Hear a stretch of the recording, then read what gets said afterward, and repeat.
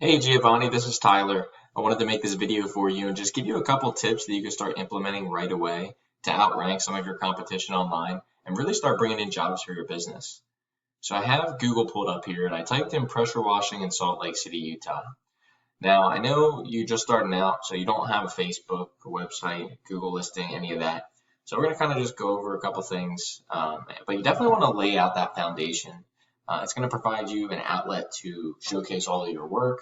It's going to legitimize your business, and it's going to allow people to be able to click on those to be able to find your information, such as your phone number, email, and all the services that you provide, right? So they're definitely useful tools. I mean, Facebook, you can join groups with your business page, post on a regular basis so that customers are seeing the work that you're doing, that you're getting out there. Um, and then your Google My Business listing, it's just another opportunity to show up on Google, right? And this is what, you come up with when you type in pressure washing Salt Lake City, Utah, or at least for me. You have Fresh Power Wash, Recon Power Washing, and Power Stream USA.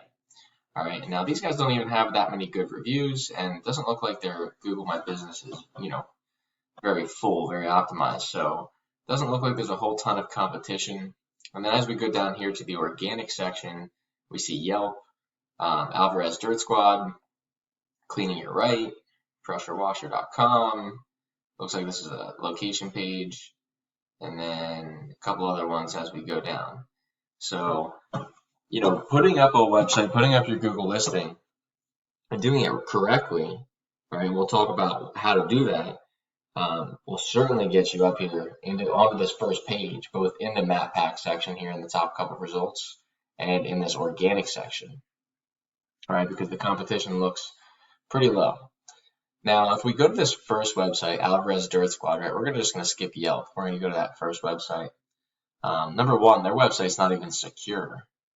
And sorry, we'll pause that.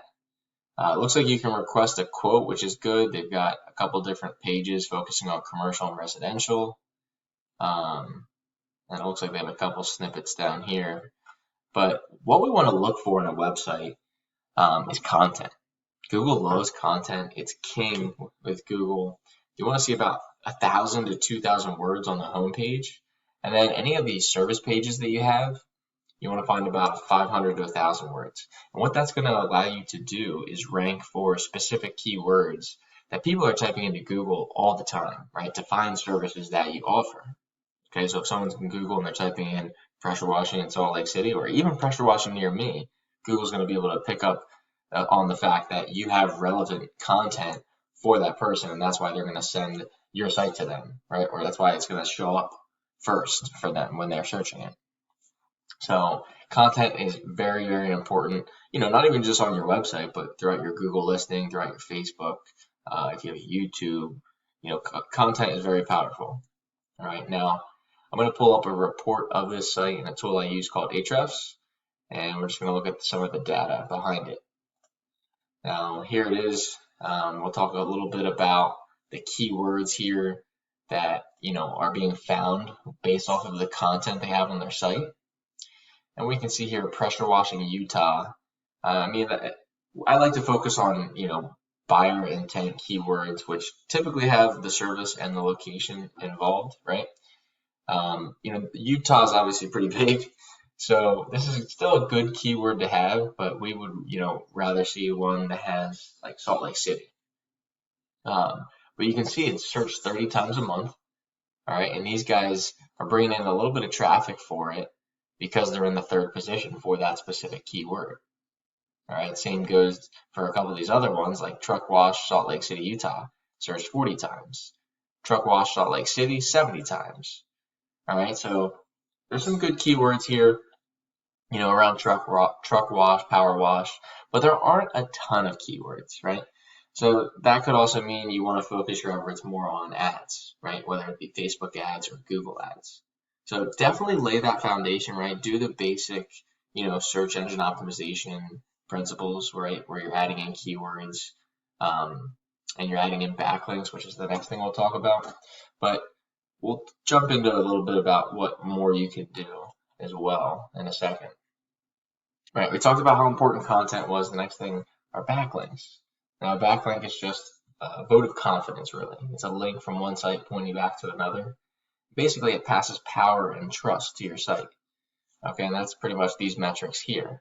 These guys have 37 sites pointing back to theirs, and it's giving them 68 backlinks.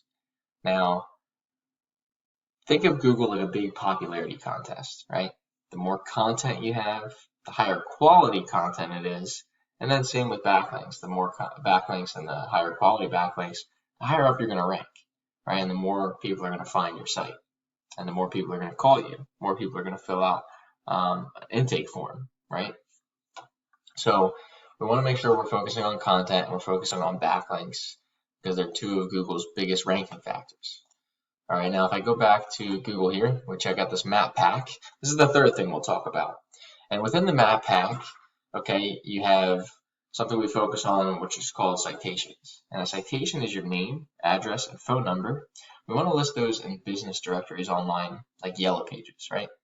And basically, it gets your name out there, and it allows, for Google to throw out your information. It allows for people to find you through multiple different sources, okay? And we want to see basically, what these guys are doing to get into this map pack so we can kind of check it out. This is what, your listing would look like. You can put Google reviews, obviously, your logo, hours, phone number, address, okay? You can put in pictures. We want to save these pictures with keywords if possible. Okay, it looks like these guys have quite a few pictures here. The before and after pictures are always good. And then as we scroll down a little bit further, right, we get some reviews going. But I'm not seeing a description, right? We talked about how important content was. These guys, they don't even have content on their Google listing. You can even put posts on here or offers, right? Coupons or something like that. So this is a pretty powerful tool right next to your website that you'd want to utilize. And, showing it right here, I mean, if you set yours up correctly and really optimize it, you're going to beat these guys out no problem. So those are really my 3 tips. Getting all of those, foundations set up with your Facebook, your Google listing, and your website. Optimizing them correctly, all right, and focusing on content, backlinks, and citations. All right, if you have any questions at all, feel free to reach back out, and I'll talk to you soon.